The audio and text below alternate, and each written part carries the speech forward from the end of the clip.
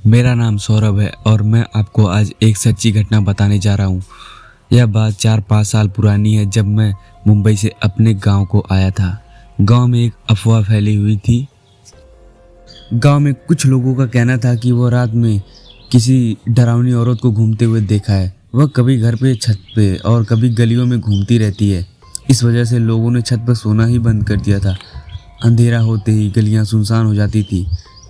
एक दिन मोहल्ले के लोगों ने मिलकर रात भर पहरा भी दिया, मगर कोई नहीं दिखा। मुझे इस बात पर विश्वास नहीं था। जो भी चुड़ैल की बातें करता, मैं उसका मजाक उड़ाता था। मेरा मानना था कि यह लोगों का वहम है और यह तो कोई इंसान लोगों को डरा रहा है। एक रात घर की लाइट गई हुई थी। सभी लोग अंदर गर्मी में सोए हुए थे, लेकिन कोई छत पर जाने की हिम्मत नहीं कर रहा था। सबको लग रहा था कि छत पर कोई चुड़ैल है।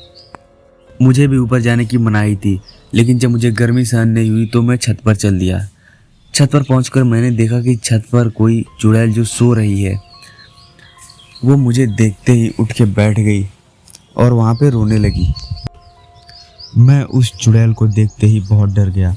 वो बहुत ही भयानक दिख रही थी। उसके 3 सर थे और जानवरों जैसे हाथ थे।